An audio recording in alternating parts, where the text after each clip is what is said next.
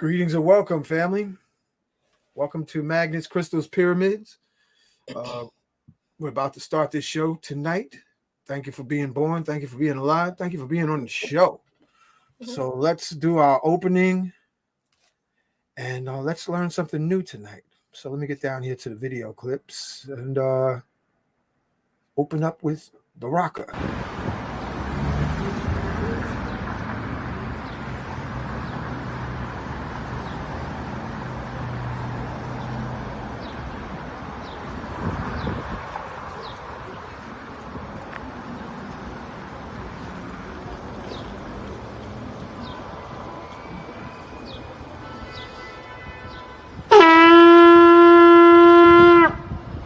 Putting out a call to the warrior in you, to the healer in you, the king, the queen, the magician, the lover in you. Every single day, we are called to walk in our purpose. Answer the call. Lay down your burden and anything that holds you back and take your rightful place. The battle is everywhere. It's right in your face. Let's go.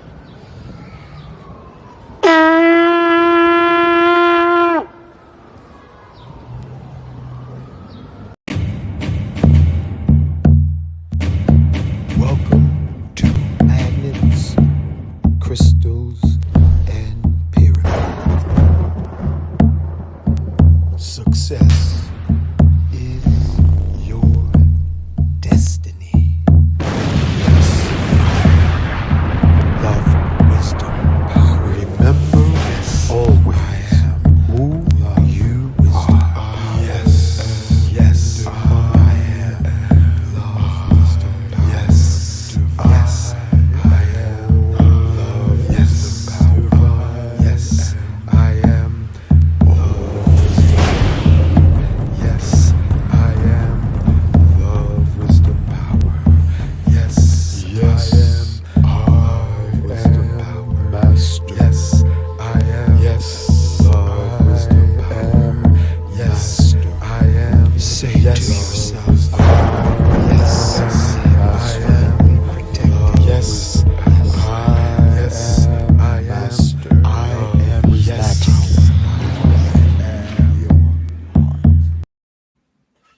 All right. Now, I'm going to be the only, other than the listening audience, want to greet everyone. And we're going to open with prayer invocation. I want to thank Miss Bliss for putting this program together, having our featured guests, Celestine and Phoenix, to share a message that unfortunately many of us are not aware of or don't have the fortitude to change their whole paradigm. Can y'all hear me? Y'all hear me all right? Yes. Okay. We used to have a brother on. His name was Muhammad Bey. He taught the legal ways to restore indigenous rights of the people of the sun, that being us. And he made his ascension during the COVID. So, God bless him wherever he is in the multiverse of holographic dreams. Thank you. We got at least about 33 shows. So take the time, family, when you do have time to go back and listen to the Moorish law lectures, programs that we've covered with Brother Muhammad Bey. And that was about, as I said, about 33 shows that we had on. We featured him on the platform, and he was dropping invaluable knowledge so that your status, your indigenous status, can be um, restored.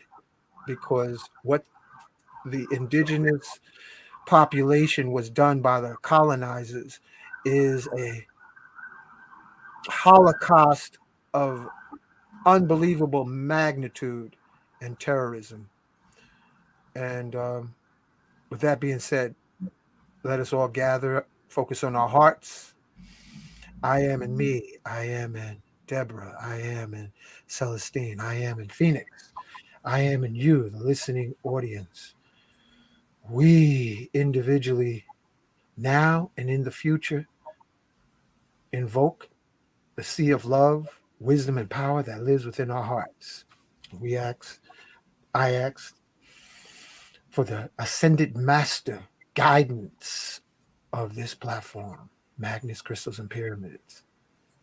I ask Simeon Toko, and I thank Simeon Toko for his message, the latest Christ born in the Congo in like 1913, who invoked an army of black angels to chase the terrorist Belgians out of the Congo.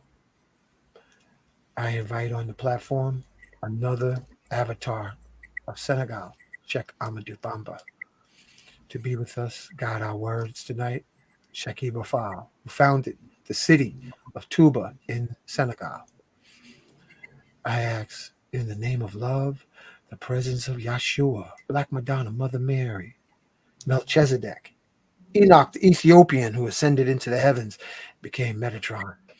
Ask that Archangel Michael surround all our family, friends, and loved ones so that they may be safe and protected from the parasitic low frequencies permeating our beautiful planet.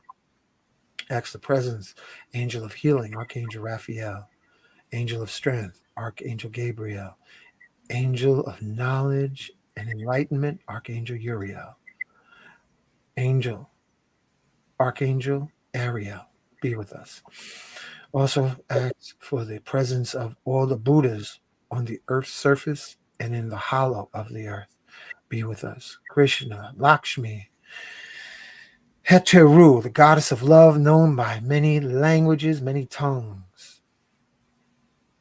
Venus, Diana, Aphrodite, Oshun, be with us on the platform. Ask the presence of Chief Geronimo, Chief Osceola. Ask the presence of Crazy Horse, Steamboat, Chief Seattle. Be with us on this platform. Nat Turner, John Brown, be with us. All the shaman warriors, the shroom masters, Dr. George Washington Carver, Dr. Sabi, shroom master, Dr. Kalindi Ahati Ayi, be with us so we can guide this show back into the natural laws in the plant kingdom. Spirit of Jalaban, Acacia, be with us. And we say Ashe, Mahalo, Donada, Wado. Let's walk. Okay. So to begin with, the seasons are changing, family. This is the time that we need to have our tea, get into Kinkaliba. I saw in the WhatsApp chat talking about liver cleanse. Uh, from my experience with Kinkaliba, it helps promote circulation. And the huge number of people having heart attacks, strokes, and diabetes is because the blood is too thick. So at this time, this is a great time for us to embrace Kinkaliba, also known as CRT. And with that being said, have your water, adequate amounts of water, because it's better to have tea and no food than food and no tea. So with that being said, may you drink and be merry. Miss Bliss, what's going on tonight?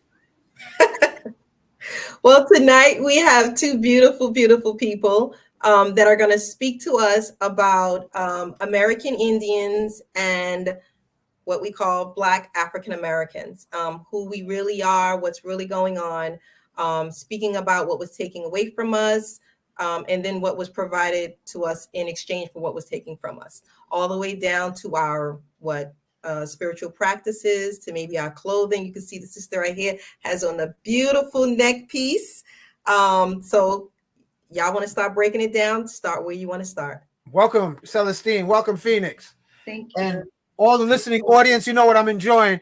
I see you posting. I'll be, and as you talk, I'm going to be posting what people are putting in the chat. So say where you're from, family, because we are global. This is a global station. So let us know. Let the family know where you're listening from. So Celestine, Phoenix, y'all got the platform. What's this all about? Halito. Tell us. Um, I'm sorry. Please forgive me. that's You know, okay. there's such a beautiful video Miss Bliss did. And we're going to have that and then let y'all roll from there. What do you think of that idea? Sure. That video was excellent. That was a Yes, it great was. promo video. I really You did it. loved it. I'm You like, did it. I might have to use it for some other things, you know? Yeah. Yes, It was do that. Yeah. So let's throw that up capturing there and and then stuff like get the that. So roll that going. was great. But first of all, I want to thank you, Hank, Yeah. Rising Sun, for allowing us to be on your platform and to share this petition with your listening audience. We want to get the word out to let people know that it exists. And really, that's the purpose that we're here. And also to let you know that the American Indians did not die. We are Oh, still here. We are the descendants of the American Indians. The I'd rather treaty, say the ascendants. We are the ascendants. We ain't descendant. We're going to ascend. ascend. Okay, all right. Yeah. So I just wanted to say thank you for that. Phoenix.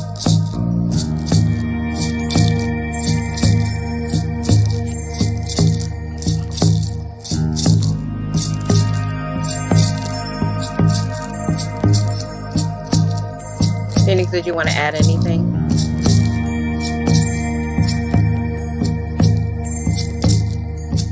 I don't know if she's frozen. Can you hear me, Hank?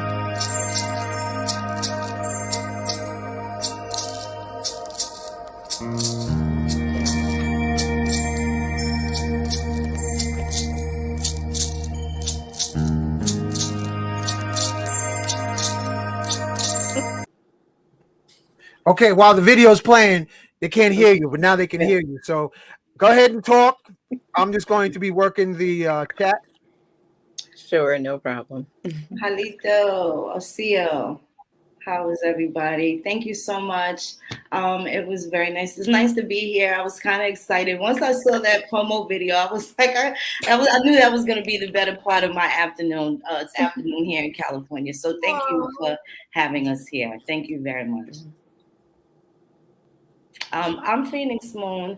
I'm a Paw Monkey and Chickahominy, American Indian. My people were here pretty much when everybody got here, when they came to Plymouth Rock and when they came to what they call the Jamestown Colony. My folks were there.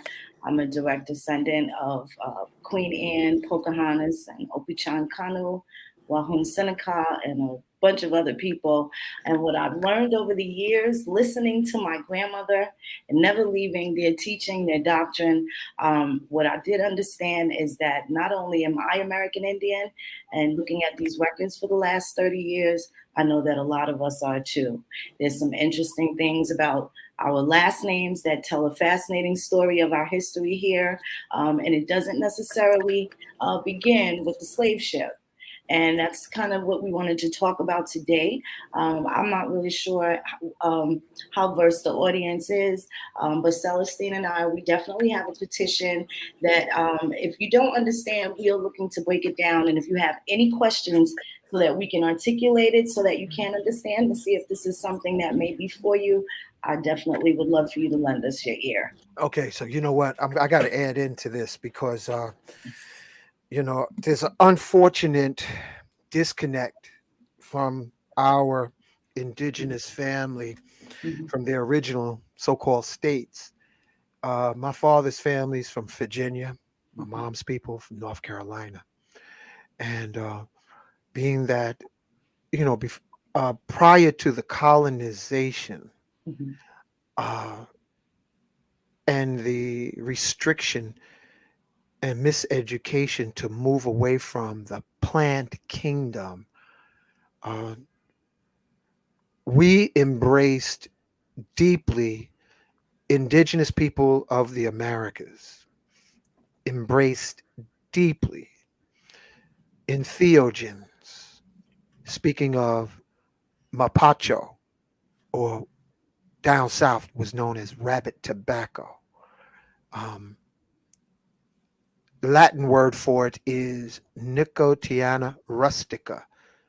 Rustica meaning wild. Wild tobacco is rabbit tobacco.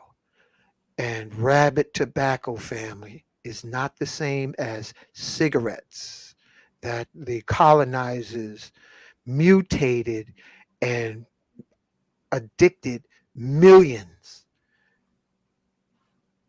Nicotiana rustica, or rabbit tobacco, was made into tea and used by our families down south, not only to go into deeper trance states, but also lightly used even for spicing food. So when we speak about the indigenous path of our ancestors, remember our ancestors lived in trans psychedelic states as the norm. And I just want to acknowledge that because when I looked in your eyes, Phoenix, it put me in light trance. Your gaze into the camera, I picked up trance states. So I want to acknowledge that. And my sad sister, Celestine, she always brings me into bliss trance when our paths cross. So, family, cultivate yourselves so that you are not fearful of what Europeans call psychedelics, because that's your those are your roots. That's your plant kingdom heritage. So many of us hold an ankh and rather hold a cigarette than hold a wild batch of tobacco or take even ayahuasca, shrooms, bufo. They have bufo ceremonial sites in North Carolina where our what they call Cherokee, but you can say the original name, Sister Phoenix. They Salagi. actually, huh? What is the original Salagi. name? Salagi. Salangi.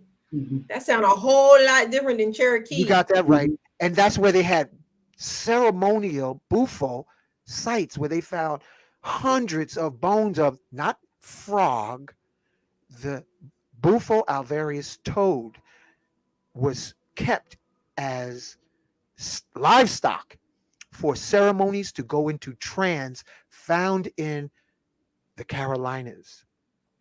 Hmm. So if we speak of being indigenous, we're speaking of plant medicine, entheogens, psychedelics. That's our heritage. Yeah. All right. Right. So the only part of you that's fearful of the psychedelics is the cracker in your mind, Hmm. the cracker splinter in your mind, because I'm seeing more and more the prevalence.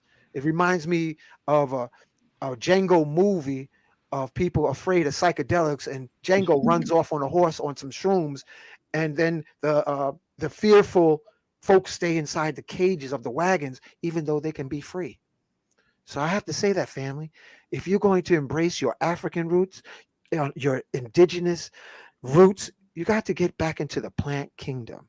And special shout out to all the shamans and those who are facilitating from their heart and not their person wallet, feeding entheogens and serving for our people. Special shout out to Afua and all the ones who's doing heroic dosages of mushrooms, wachuma, and more. So Phoenix and Celestine and Miss Bliss, I've spoken, and family, keep telling us where you're listening from. Yes, thank you. The history of the plants. That's part of the life that we have been disconnected from. Knowing where it's indigenous, knowing how to go right to the woods and go to the earth and get exactly what it is that you need. We've become quite excessive, quite the consumers.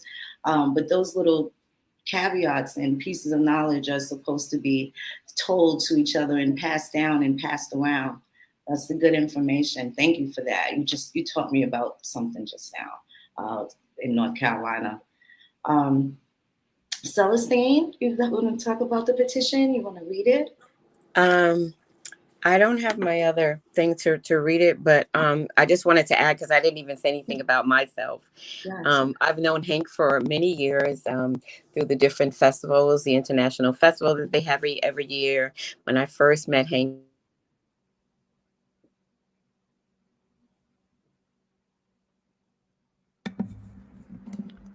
Wow. Okay, I think lost a signal for a second there. Um, Yeah, my I other think we're gonna daughter is wait for trying to you to call come me. back Just give up. me 1 second. Yeah, she Yeah. got so happy she pulled the plug, y'all. No, I didn't pull the plug. Got so Yeah, excited talking about you. She was like, "Oh no!" you snatched the stuff right off. Oh man. Oh, we're Uh, going to. There you there you go. go. Okay, I'm back. There you Sorry go. about that. My All other right, let daughter me was bring you trying to forward. call Go me, ahead and so talk.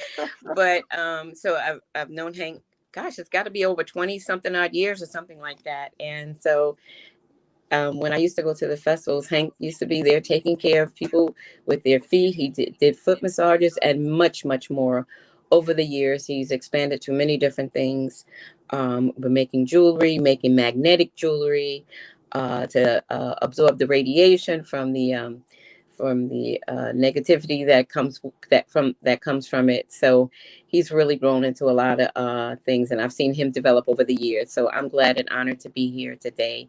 As for myself, I'm married. I have 2 daughters, and I've been doing jewelry and body products for a good while. And a lot of people know me for the products that I do. As well, about 3 years ago, I had saw Phoenix online on YouTube, and I started following her, and I started the stories that she had been telling about genealogy and stuff resonated with me. And so that's, Wow. you know, how long I've been doing the genealogy. And since then, we've partnered up with different events. She's had No Grandma Killers, where we got to see not only online, but we got to meet physically in person. And, some things you can't discuss online that you can discuss in person. So Mhm. I've been a part of the Indigenous American Indian, if you could say a movement, but it's really about the family, just getting back with your family, knowing the names of your ancestors from your mom and dad on both sides of your family, grandparents, great grandparents, and so forth. And so I've learned a lot from her as a genealogist who studies her family and herself, and also as a historian and an advocate for the misclassified. So I thank you for that. And Miss Bliss, I got a chance to meet her at we be hanging out at Nicholas, and that's where Hank Mhm. is usually at on Sundays. And Yeah. so I got to see her, and actually I got introduced to the indigenous medicine through Hank and other people, Dooley, and a few other people within the community. And I know we shared some of those same experiences as well Mhm. as with the indigenous medicine. So thank you for that. Yeah, I'm glad you brought that up, Celestine. That Mhm. was very well said. And then Phoenix, you're going to have the platform for a while. Let me share this because it may not be known. In Bedford Stuyvesant, there was a Cherokee Longhouse, and it was called Mary's Trail of Tears. And it was brought to my attention from my mom's brother, and his name was Black Eagle. So we called him Uncle Eagle. So Uncle Eagle was the standing chief of the Longhouse, Cherokee Longhouse in, I think it was on Patchen Avenue in Macon. And it was called Mary's Trail of Tears Church. And this happened in the 80s. Uh, so that's when I was, started like exploring my indigenous past. And then I hit the powwow circuit. And I noticed the powwow circuit family, and I don't know if you go to powwows, but I noticed that it was colonized in a lot of ways. And, it was a high percentage of the colonizers at the powwows. And I was like, this don't look like my family history. Mhm. So eventually, I stepped away from the powwow circuit after Uncle Eagle passed, and a lot of the older folks they passed away. And for a little while, I was over there at the Native American Community House, checking out their programs. But it felt colonized, even the Mhm. racism. So I eventually found my way, and our special shout out to Yaniya and Aaliyah. She embraces her indigenous roots, Phoenix and family. And Miss Bliss, you met her. And Mhm. Celestine, I don't know what happened to her. I guess she'll come back. But I found that I'm here. oh, okay, the indigenous herbs have been more enriching to me, equally or more so than going to powwows. That's what I wanted to share. I And agree.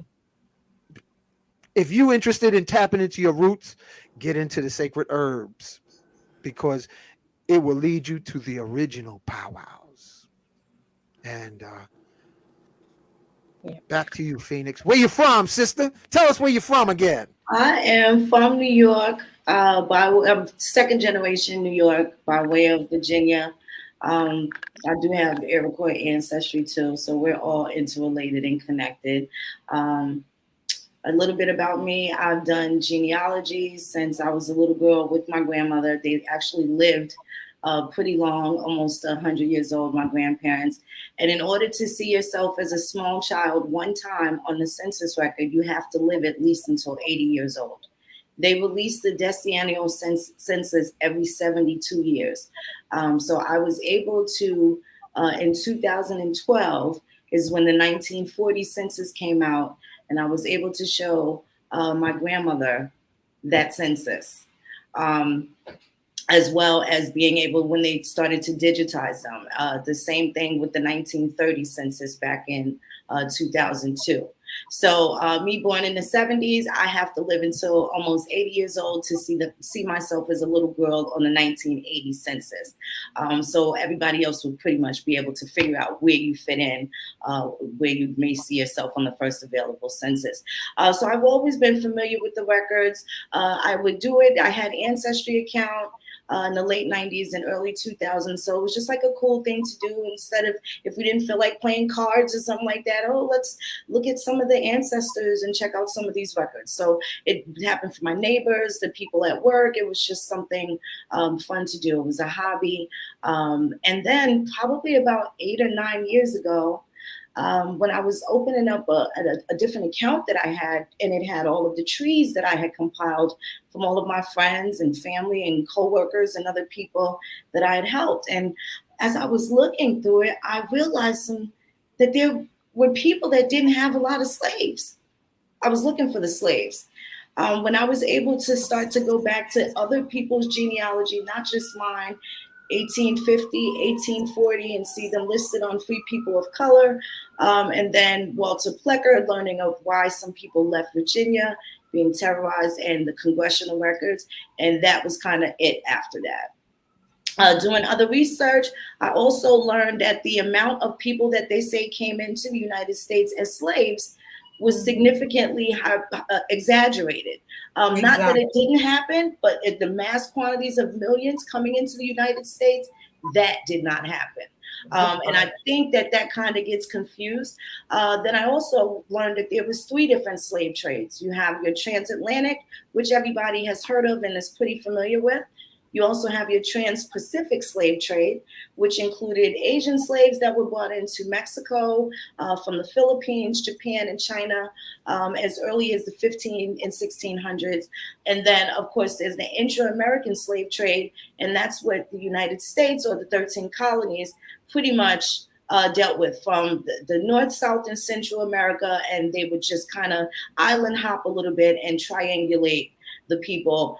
Sometimes in the event of an uprising, for instance, in King Philip's War, they would take the Indians from the Pequot Indians that fought in the war, and they would ship them off. So as prisoners of war, they sent thousands of them to Barbados. And they would ship a lot of the Indians out. In the 1750s, the Natchez, which people may be familiar from the Mississippian culture, Louisiana, different parts of Texas, and most of the Plain states, they sent them to Haiti in 1752. So once I started to realize all of this information, if you don't have all of these Africans, and then doing the survey of just, we all made jokes out of it. People put it in movies and in our social circles. Oh, girl, you got that good hair. You got Indian in his family, right? I heard I had Indian in my family. Just something really simple. And then when you look back, you're like, wait a minute. I really did hear that I had Indian in my family. We joked about it, you know. So a lot of people knew, but they kind of forgot, you know. As I grew older, it was certainly a lot of different um, religious factions. It was a lot of things going on that kind of took our minds off of the basic stuff about the land and about our families. So being able to compile that, I hit the ground running. I definitely had a couple of traumatic experiences that changed my life forever. It was painful while I was going through it, but it was grateful. I was grateful when I came out of it because I learned some different skills. I learned how to fight. I learned how to think differently, and I learned how to protect myself in ways that I was never taught. So I kind of came to a platform to make sure that we show people exactly where they can get this information, because none of it's our opinion. It's pure facts that kind of people have danced around. We have great books, great authors, a lot of information, but we've never been able to insert ourselves in the narrative. So for the last 10 years, I've been showing people exactly how to put yourself in this timeline. Wow. And we have a petition addressing some of the mistakes, even for the people that don't know. And the living people probably have seen this. On your grandparents or your parents' birth certificate, you may see colored, you may see Black or Negro. And then on your birth certificate, you see something completely different, right? That's a misclassification because it disturbs a person from being able to have the enjoyment of their own nationality, their ethnicity, which is sacred to everybody else. But somehow the American Negro was separated from those things, you know, and we're looking to make sure that people remember what our status was here in the United States. And, you know, just coming with the facts. That's pretty much. Let's talk about how the misclassification for the diabolical purpose of stealing land from the indigenous people of Virginia. Look it up, family. They changed the indigenous status of the people of Virginia to Negro and colored. This was done across the United States. Let's It be was clear. It done wasn't across just the Virginia. 13 This was colonies, done across You the can United find States. these Luciferian laws in the books. We're talking about pure evil.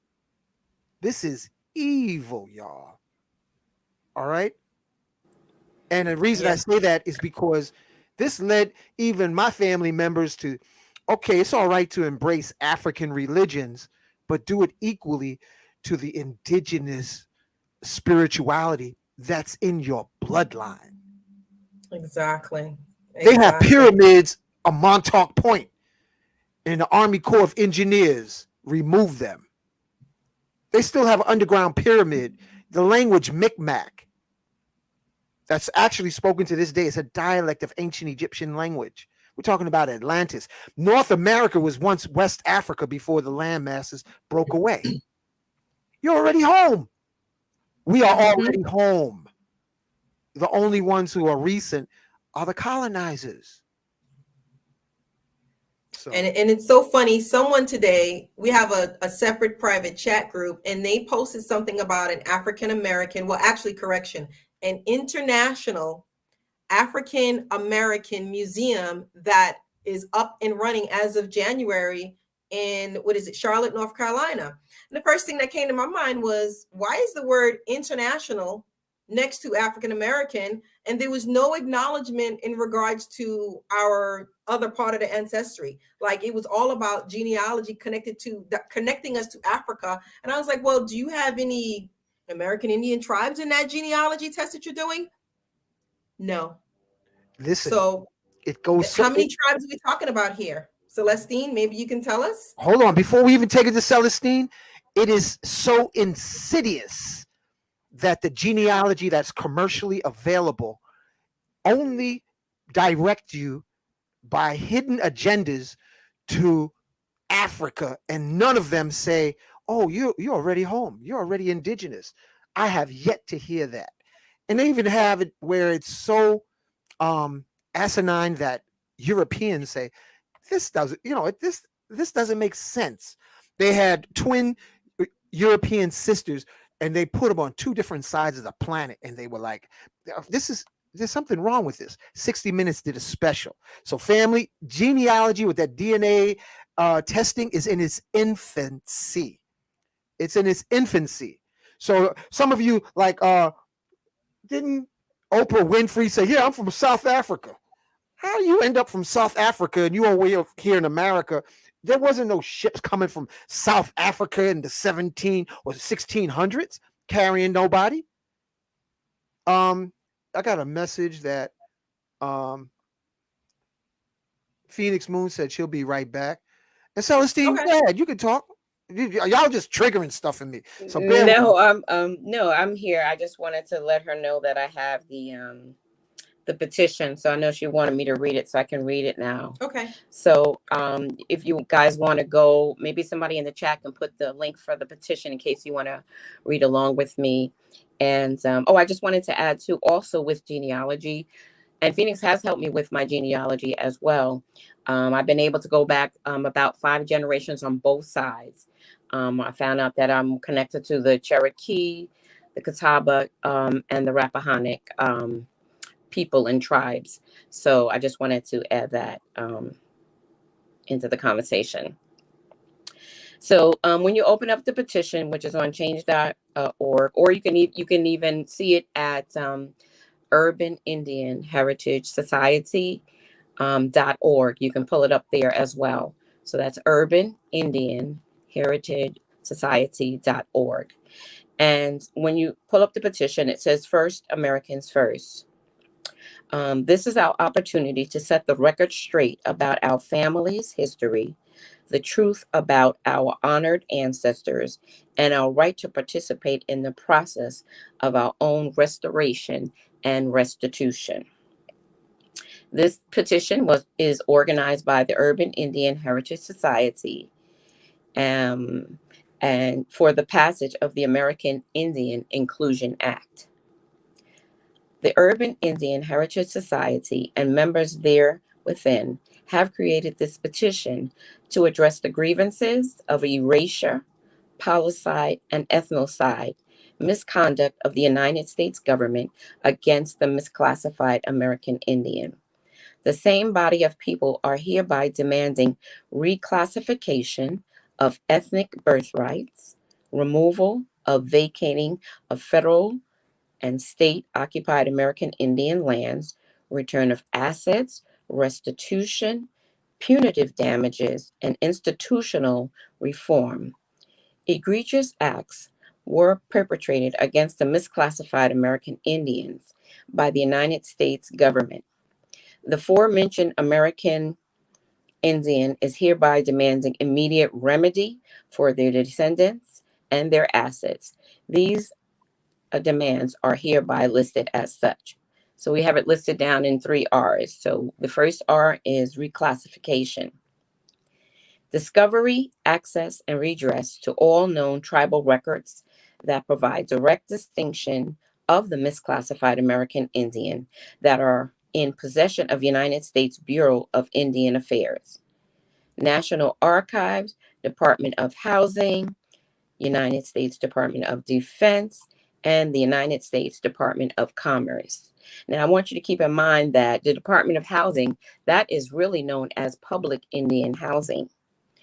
So these buildings and apartment buildings and stuff that you see around the cities and stuff, those are originally for the American Indians. That is considered as public Indian housing.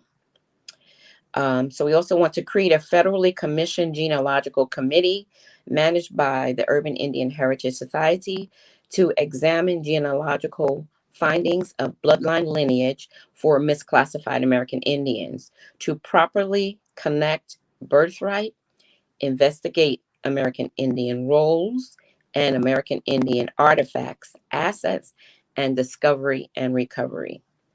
We want to create an oversight committee that governs the 7 mandatory criteria for tribal membership and appeals for tribal membership denial within all state and federally recognized tribes. Create sanctioning board of review all grievances for ongoing misclassification efforts from the United States Department of Interior and the United States Bureau of Indian Affairs or the individual tribes as noted in the appeal. We want to create tribal band extension commission approved by by the Urban Indian Heritage Society within the Bureau of Indian Affairs to be overseen by the Department of Justice Regulations and protect the band extensions, process, and implementation for the misclassified American Indians. We're requesting immediate, unique, and distinct federal protections for the Urban Indian Heritage Society Genealogical Committee, determined misclassified American Indian, now and forever to be classified as the Urban Indian. Federal exception and private law to supersede tribal registration requirements for the Urban Indian. A special task force creation for investigation into human trafficking of misclassified American Indian. Federally recognize the creation of the American Indian Political Party, AIPP, and federally fund access to voter registration in all United States voting districts for United States citizens. Removal and return. Special committee appointed by the Urban Indian Heritage Society to create report of land removed through exile, taxation, internal displacement, eminent domain, or other methods that displace the American Indian. Phoenix, you can stop me anytime if you want to. Removal of taxation on federal, state, municipal property, sales tax of land, and dissolution of mandate on income tax diversement for misclassified American Indian. Resolve. We want immediate repeal of H.R. 4238 in 2015, the 114th Congress, in which direct violation of ADRIP, American Declaration of Rights of Indigenous People, was committed and speaks to the sanctioned removal of the American Indian and Negro and replacing the ethnicities with African American and Native American or Alaskan Native. The American Indian was reclassified to Negro per 1830 Indian Removal Act. Within H.R. 4238, Negro has now been changed to African American. Special Reform Bill for Social Services, Juvenile, and Reformatory Institutions, Jail, Prison, Correction Systems Investigations. A special reform bill for healthcare, universal media, housing and urban development, and educational curriculum for correction of American Indian history. Independent oversight, the implementation of Indian home schools, tribal schools, language, immersion schools, implement and fund federally mandated American Indian culture, heritage, contemporary education, and the 7 arts throughout our all federally funded American schools. Example, Head Start, pre-K through 12. Correctly identify via federal funding the American Indian schools, which were renamed under misclassification to historical Black colleges and universities. Implement and federally mandate the American Indian Studies course throughout all historical Black colleges and universities in lieu of African American studies requirements. Federally funded colleges courses, vocational and trade school grants for American Indian studies. Formally include American Indian history to the citizens test as stipulation of United States naturalization process. Immediate moratorium on land, water, air, mineral, space, property sales to foreign buyers and corporate entities. Immunity for all misclassified American Indians for possession. Celestine, Yes. how much are you going to read? And is there a copy that people can read? So there's about another paragraph or two. Do you want me to read the whole Yeah. petition? No, you don't have to read the whole thing, but Okay. if Yeah. you So if read the people want pointers, to, the bullets, uh read the main points to hold people's attention, because people okay. only good for a little while. Our folks have been conditioned to, Okay. you know, trans Yeah. out after a while. You know, you gotta raise your voice and lower it so you You're hold their like attention. Zoe. You know, because folks will be like, you know, we damage goods. All right, so So, go ahead. Okay. So we are, well, if people want to see the petition and read the petition, they can go to Urban Indian Heritage Society.org. They can read the petition right there. okay. Restitution. Immediate creation of public misclassified American Indian trust for allocation of restitution of funds. We want to create a utility toll, restitution for fraud, racketeering, and conspiracy committed against the misclassified, creation of special budgets, removal of all debts via the Department of Treasury, and reimbursement in all educational fees paid by and for the misclassified American Indian, restitution for compensations for misclassified American Indians and their descendants for wrongful imprisonment, lengthy and unfair sentencing, creating broken families, wealth gaps, lineage erasure, death and disbursement, illegal health diagnosis and administration of psychotropic drugs, federal pardons, exonerations, and expungements for misclassified American Indians in custody for all nonviolent drug crimes, including marijuana charges and convictions. This is the last paragraph. Federal free waivers for all agricultural grow licensing and permits for misclassified American Indians, direct access for authority over American Indian agricultural sites, for sacred and cultural ceremonial holistic crops, example cannabis, tobacco, mushrooms, peyote, ayahuasca, etc. So the goal is to submit to Congress the signatures from this petition that we have over 100,000 signatures of voters to sign the petition. We asking everybody to share the petition with their friends and their families, to get the word out there, share it on your social media platforms. And this petition will be going to Congress and all the United States Congress and executive branch departments there within, which is listed on the petition. I'm not going to Okay, read them all. Celestine, that petition is found at the website. Yeah, Yes. at Urban Indian Heritage Society.org.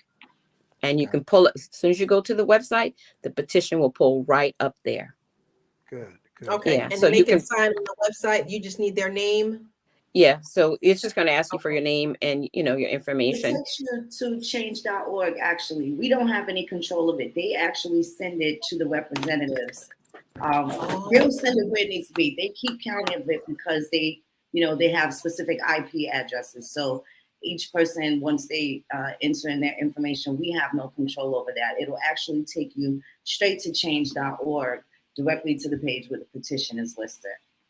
Oh, okay. Got you. Yeah. So I have a question. Sure. People are fighting right now for what you call reparations. I noticed that you mentioned restitution. Could you please explain to the people the difference and why you're pursuing one as opposed to the other, or as opposed to not pursuing both?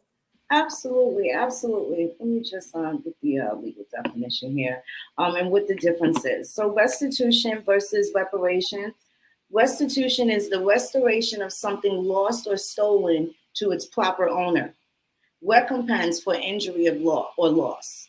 Reparations is the making of amends for a wrong one has been done by paying money to the otherwise helping those who have been wronged.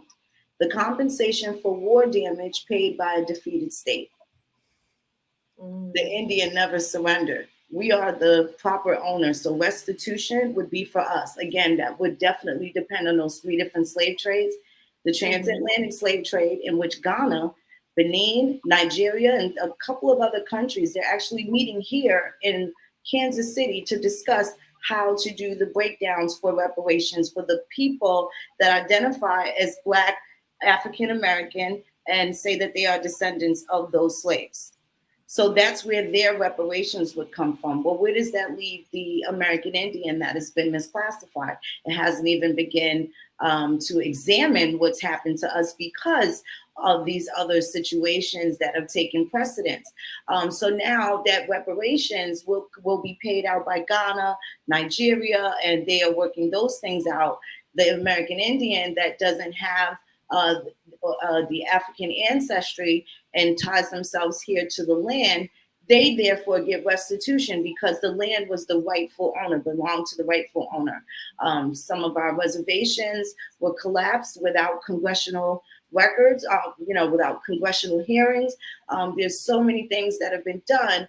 And for the people that have not been able to identify, in 1990, that is the first time that people were able to self-identify themselves via the census records.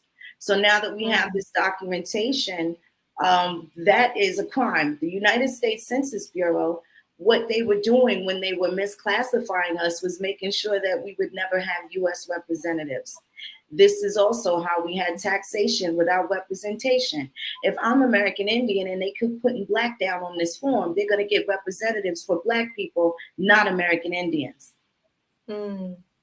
Very subtle, but that's exactly how they did it. And they've been able to perpetuate that and get over on us for quite some time. We were buzzing over rumors of a 3/5 of a person and all of these things. But when the Civil Rights Act came out, it made it very, very clear. And if I can share my screen, I'll show you exactly what it says. I wasn't born in 1968, but I could tell you what happened when Martin Luther King died. Go ahead, tell us, sister. Sure, let me pull this up. And this was mind-blowing, and this was also life-changing for me once I actually saw this. Now, my uncle's been a lawyer for over 30 years, and I've interviewed dozens of lawyers, and especially I started to particularly ask the ones that say they are civil rights attorneys, and I asked, have you ever read the Civil Rights Act? I know about the movement. Of course I know. Rosa Parks. And I said, no. Everybody knows about the movement, but what about the act, the actual law that was passed? And you get the blank stare. So what I found that was very interesting about this, are you able to see that, Hank? Oh, wow. You know how to work this better than me. Let me pull that up. So this is a week after Martin Luther King died. Can you expand it on your side? I believe I can. Give me 1 second. Let me try. Hold on a second. The plus sign. You have a plus sign up there above. See that plus sign? Yeah, there you go. Look at this. We're working together. Y'all showing me a thing or two. All right, go ahead, Phoenix. Tell us what we're looking at. Okay, so now we have Title I, which is interference with federally protected activities. And what they speak about, of course, is section, 101 indicates the chapter 13, Civil Rights, Title 18, United States Code is amended by asserting immediately at the end thereof the following new section as follows. So here's where they begin to speak about our rights, having federally protected activities. Okay, and I'm just kind of going to mosey on down because there's certain bullet points here that completely identify which people they are speaking about. The riots. Now, this is 7 days after Martin Luther King died. So, there was riots all over the place. And we know the people that we now call Native Americans, we know that they didn't throw any type of Molotov cocktails through any dry cleaners in Detroit. We know that they were not in Watts pushing TVs in a shopping cart. We know that for sure, right? So when they're speaking about the riots, that was also an indication of what they were speaking about based off of the time. So they compile all of this. And then when you go down to Title II, Rights of Indians. Who knew that? So what are we looking at? This is Title II, Rights of Indians and the definitions. So at this point, we were still mobilized through the Baptist churches, through different denominations. Once they started separating us from those entities, and of course, the civil rights movement died within 90 days. So this law was passed by April 11th, 1968. 90 days later, you had AIM, you had all these other different movements. You had Karenga, what's his name? Mavani Karenga, something like that, the guy that started Kwanzaa, and people forgot all about being American Malana Indian. Karenga. There you go. We never heard of it again. Never heard of it again. 50 years later, you have all of these civil rights attorneys, and how have they been helping indigenous people? They haven't been helping them because they haven't been using the laws that apply to them. And we found this through the Civil Rights Act. And it goes all the way down into fair housing. And I'm sure everybody knows that people didn't leave reservations and were having a hard time getting a hotel room. People didn't leave reservations and were having a hard time getting redlined in specific neighborhoods or not being able to get a bank loan to, afford a home and things like that. So the civil rights movement died within pretty much 90 days. And since then, we've had other cultures that have kind of predominated, and it also further disconnected people from the land. I think people did the best that they could, and I'm not knocking any of those things, but it's high time now that everybody gets back to their ancestor just for the spiritual effect. I didn't want to worship the wrong deities. There's nothing wrong with my Willie Mae Jenkins, my grandmother, right? I don't need a Nefertiti patch to honor who I'm from. And that's kind of where I draw a lot of my power from. And I do it from the ancestors directly. And I wanted to feel that connection. And then knowing that this land and how it's all tied up, it goes back through the family. The oral history, the tradition, the lands, even the things that you find now in genealogy would still have to go to the eldest person in the family. Maybe they're still there. And this is the only way that the American Indian is going to be able to fight oppression, is bringing the family together to compete.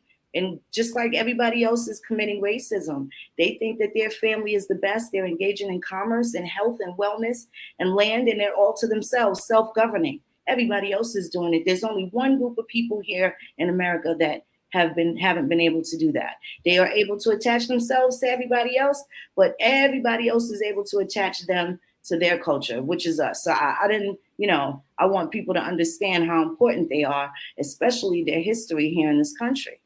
And being able to articulate it is going to be how you get some respect put on your name, essentially, right? I think they're saying to make it bigger. I can do that. I'll actually drop it in the chat if that's okay, Hank. So people. Yeah, do your thing. Yeah, drop it in the chat. Because and I want to just show, now this is the actual written law, but I also want to show you guys who the people were, because they have video footage from when, okay, I'm going to put this in a private chat. I can't actually put it in the show chat, but I put it in the back chat. If you're able to drop it in the regular chat for them. Oh, sure. Hold on. It wasn't allowing me to put it in the comments with everybody else. I'll do it. Here it comes, y'all. Do. And paste. Wow. You got it? Hold on. I'm copying. Paste. Hold on a second. Copy. And then let me see if I can put in the comments. Paste. There it is. Yep, and then what I'll do is I'll make it in a banner. Well, let me make it into a banner. Create a banner. Then I'll paste it. And then what I also will do is put it in the show description. Okay. So I'll do that. I'll just take this and text myself and do it at the end of the show. I'll put it in the show description. So all of you who want to follow up on this, you will find this link in the show description. And I'll see if I can do that while we have the show going on. I don't think so, but I'll try it. That's okay. I want to show this little clip. It's not long. Yeah, do your thing. Oh, there I see another one. Visual and see who the people are in this room. Do they have a? Even while President Johnson talked to Chancellor Klaus about America's responsibility in a time of crisis and challenge, word came from Capitol Hill that Congress had passed and sent to the White House the Civil Rights Act of 1968. Included in the measure was a landmark open housing bill, which, when fully effective, would forbid discrimination in approximately 80% of all housing offered for rent or for sale in the United States.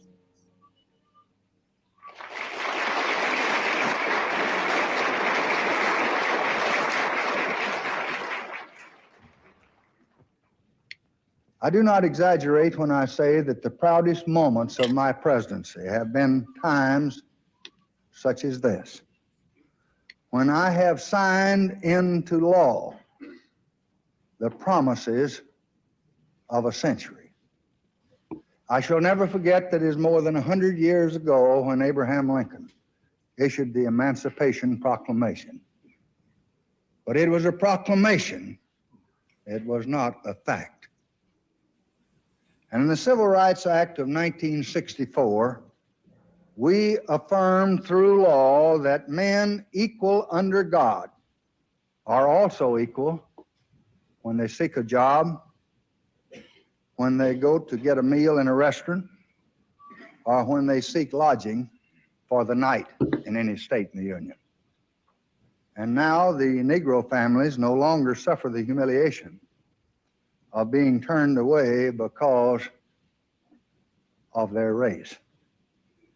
In the Civil Rights Act of 1965, we affirmed through law for every citizen in this land the most basic right of democracy, the right of a citizen to vote in an election in his country.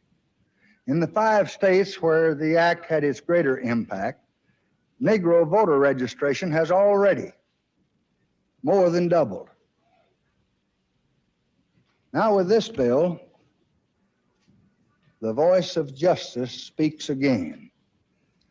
It proclaims that fair housing for all human beings who live in this country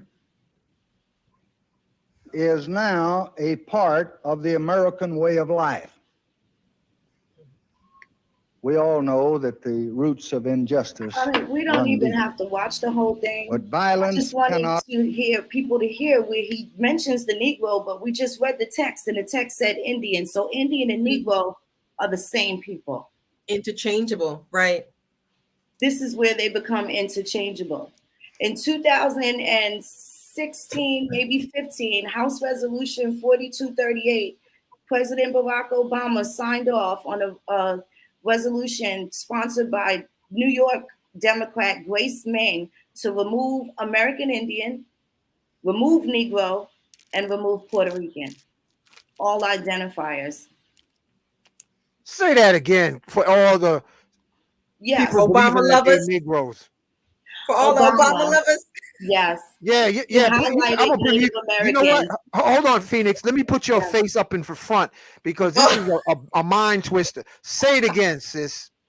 President Obama signed off on it. He removed Negro, American Indian, and Puerto Rican from the list of minorities that qualify for a lot of these different programs.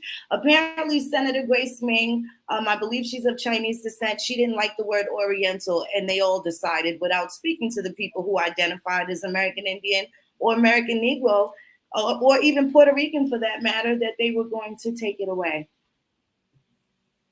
I don't know who was informed, but that's what they did. And this is what we're arguing about in the petition. The documentation, a lot of the treaties, they don't say Negro, but we know that they're interchangeable, and it didn't label our families in this capacity. And not only that, we're able to attach ourselves through 6 degrees of separation, right? I'm telling you, I looked at Brother Hank and I'm like, he looks like my family. He said that his father's from Virginia and his mother's from North Carolina. And honestly, I kind of already know. We're all 6 degrees of separation, especially the people that were in the South. Yeah, we all look like we high on something. Look at Miss Bliss. look at Celestine. Y'all go ahead and look in your mirror. And we finding out it has a lot to do with the molecular melanin in our system.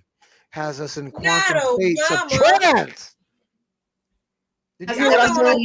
Beloved Obama, he stole our history in front of our face and then danced to Al Green in front of everybody, and it just kind of went over everyone's head. A lot of people adored him. That was the hardest 8 years of my adulthood. Let me just say that during that particular presidency. But I got the greatest learning experience out of it. And moving forward, here we are now. Midterm elections. This is a hot time right now. There's a lot of things, and I'm not saying either party is a great party, but I do know that civic engagement is where we absolutely lack that. And according to the different criteria, that's kind of what they hold against us, right? Because we don't have the same political body together as a whole, a group, organization, association, a tribe. We haven't been behaving that way. We've kind of just been hiring people to do things for us, but they don't even know what it is that we need. And because they have a certain look, they look similar to us. People have kind of just given them the vote, not realizing that they work on things that are actually against you. So just kind of being able to have a better idea on how to engage civically, responsibly, and for your benefit, so that you actually are happy with what you voted, who you voted for, right? You don't want to just go Democrat down the line or just Republican down the line and not know if that includes local judges that'll be locking your kids up for no reason in the next 20, 40 years. So we definitely have to be careful who's running around in our country. Specifically as the American Indian, it's nobody else's business anymore, more than it is ours. We have nowhere else to go. Everybody else has somewhere else to go. This is our home. And we're supposed to be engaged. As Brother Muhammad Bey would say, we the landlord. And that miseducation that we're not the landlord. We own McDonald's, Burger King, Wendy's. We own it. We are the landlord of the ground we walking on, y'all. Now, if you can't absorb that in your monkey mind, then you definitely need some shrooms. Ask the shrooms if you the landlord. That's how you integrate. I gotta say, I was one of those people that said I would never, mushrooms, never, ever, ever, ever. I'm 48 years old and I had mushrooms for the first time. And I did it for spiritual reasons. I had it for a while, and on my birthday, I wanted to take it. But the day that DMX passed was also the same day that my godmother passed. And I needed to have a way to communicate with them, to say my goodbyes and pay my respect, right? I had the mushrooms. And I'm going to tell you, it took me a while to notice that it fixed some things that I didn't even know what was wrong. But I can say, honestly, I went to reach for the mechanisms and I couldn't find them.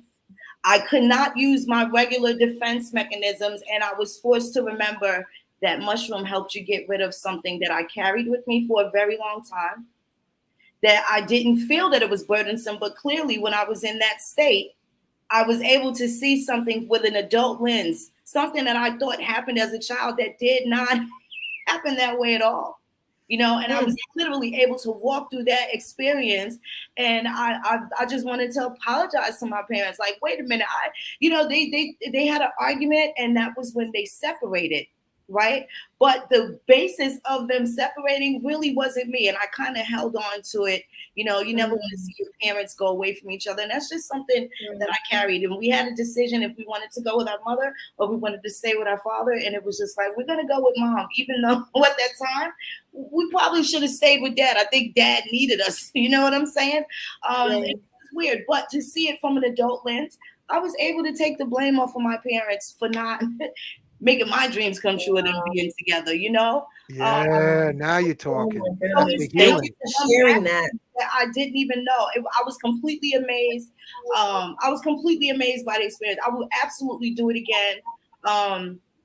And I'm telling you, there's a lot of baggage that I felt free after that. I'm going to just tell you, I traveled in some really intimate pockets and places in my mind, and I was okay. Like it was absolutely okay. But months later afterwards, I know that it actually corrected something that wasn't going all the way to the top. And I can appreciate the earth for that. And I do know that's probably why they did not want us to. Yes. And if you like shrooms, you're going to love Wachuma. Yes. And I was told I had I think it was the phallus envy. I'm going to say that. But I guess that's like the more potent one, and I microdosed, but it was still the greatest experience. Oh, you talking about Golden Teacher, Penis Envy? Yes, Yeah, they have penis those different envy. strains. Yeah. And that was like but the intimate experience with yourself inside your own mind, with nature, with everything that you were surrounded, it was beautiful. That's my testimony on that. And this is coming from somebody that was like, girl, don't do that, you know. Yeah, it wasn't your fault. That was your colonized mind saying Yes. that. Just like Yes, the rest it of the was. scary folks. Yes, It's it your was. colonized mind. It ain't even your operating system. That's That's right. a virus in your brain. I realized that So too. wait, Because have you done any other psychedelics besides the shrooms? Have either one of you you want to no, tell us? I've only had that one mushroom experience. Well, that's a Celestine? start. Yeah, I've done rape, hape, and Campbell. Oh, that does exorcisms for you Yeah, before you do anything. yeah. It's a good way to clean out yourself Mhm. internally and stuff like that. So that's why I like the Campbell. Special shout out to Juan Pablo, Steve, Yes, that's Joanna, right. Naita Oswald, Drunken Master Dooley. All of them. Yeah, Yeah. all of them. Mhm. Yeah. Yes. So, I mean, so, I got a question, like, so how did we get so far from all of our culture, our language, our practices? I mean, it sounds like you're talking about only a couple of years ago. So, I mean, like, we don't do any of this stuff. Well, it started a lot longer than that. And I don't really want to do the blame game.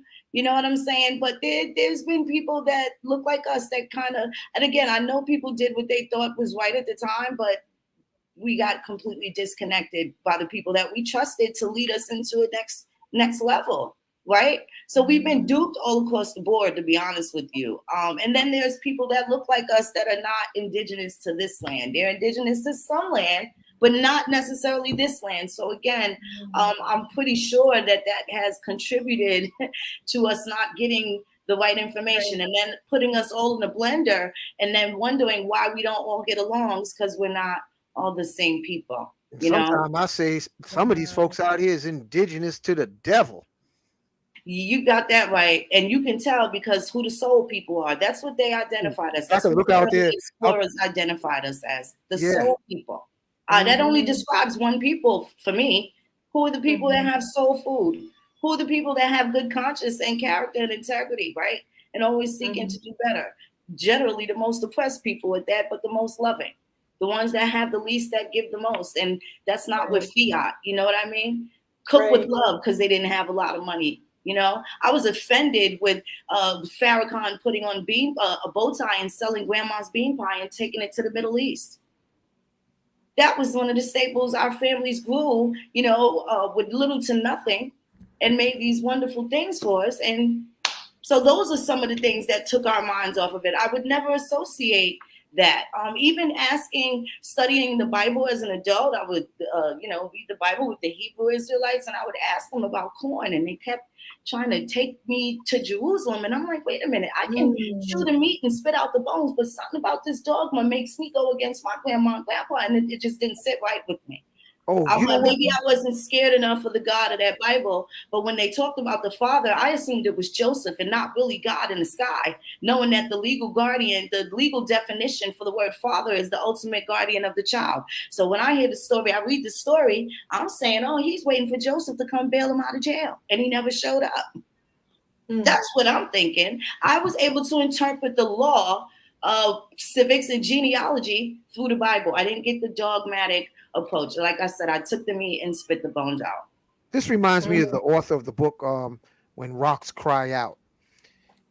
He speaks of everything that we think is in the Bibles in the Middle East is actually right here in the Americas. I forgot the name. Family, do you remember the book When Rocks Cry Out? Someone who remembers the author. What was his name?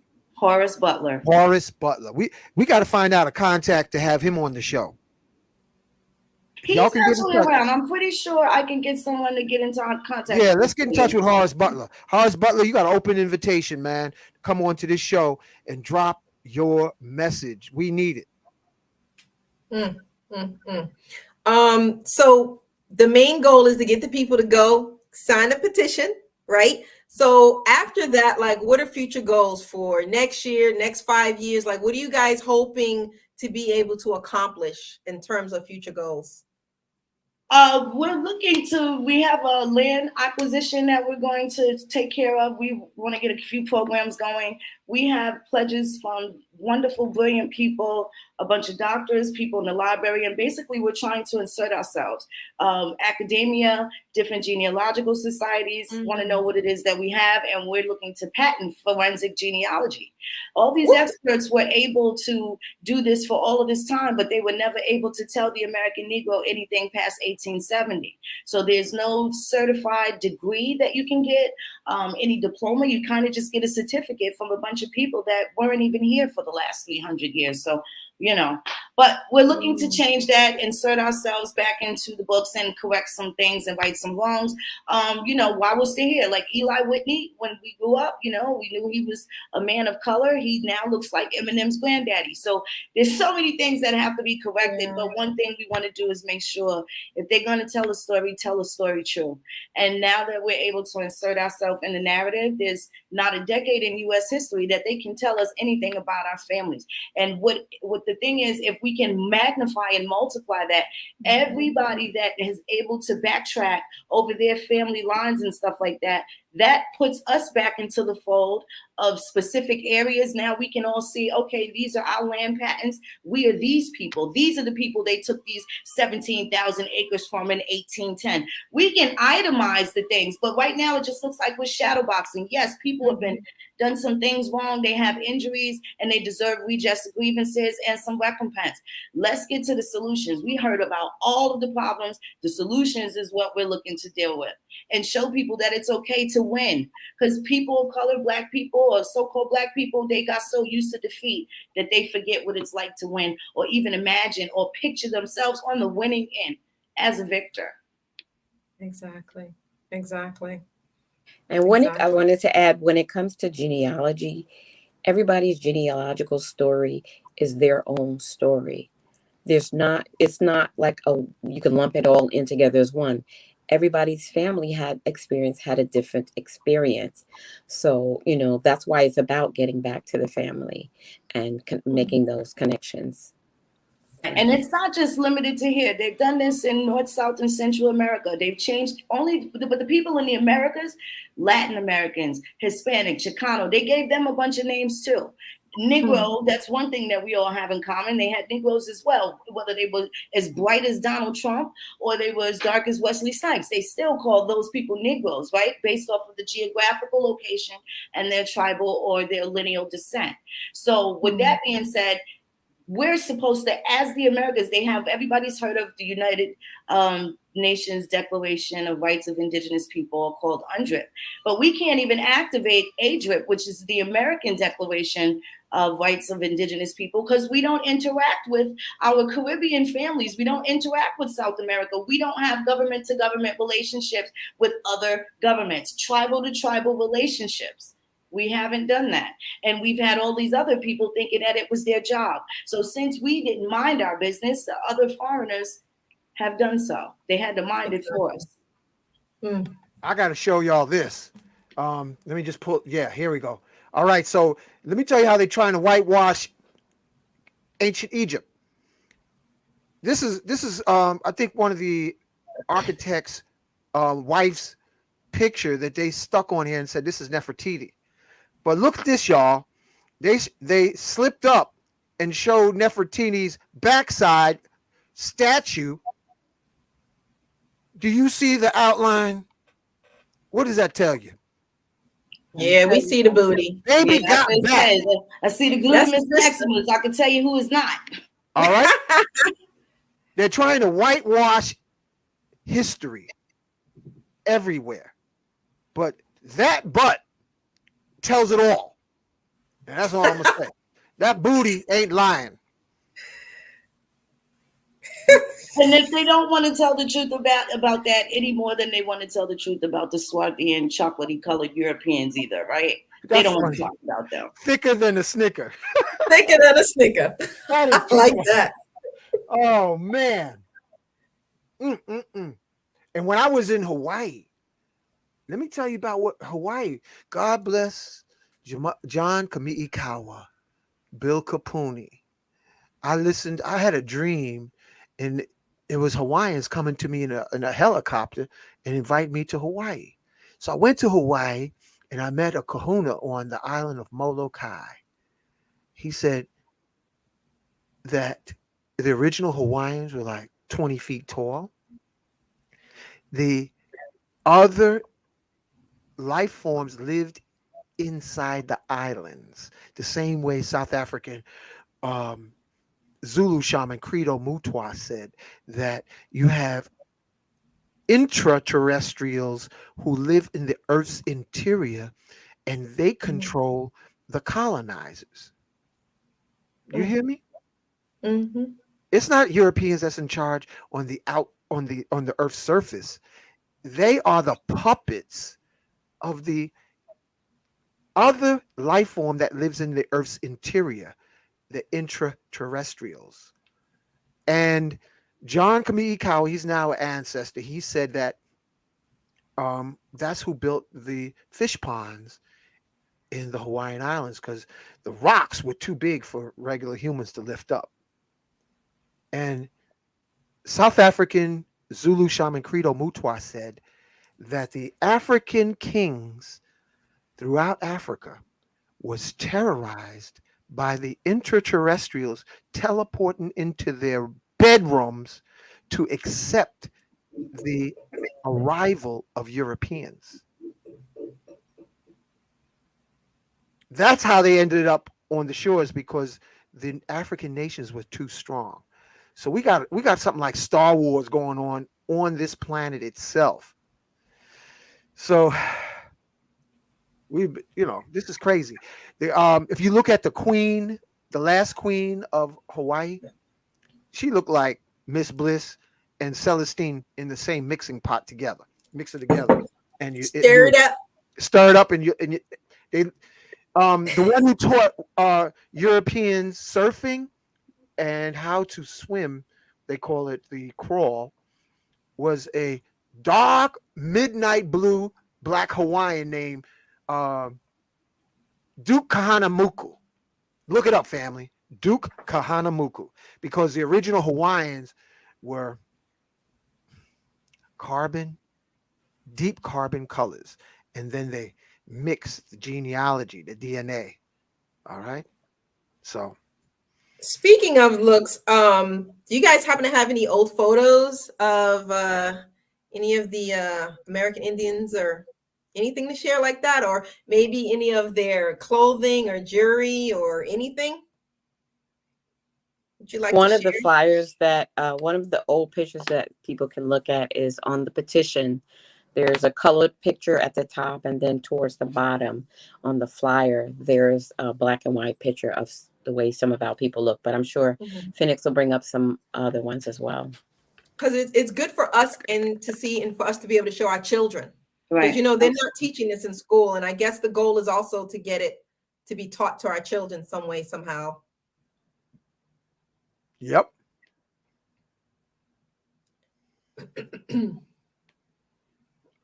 Maybe get our own schools, right? Actually, I'm going to show some pictures of one of my favorite elders, Chief Warhorse of the Chifuncta Nation.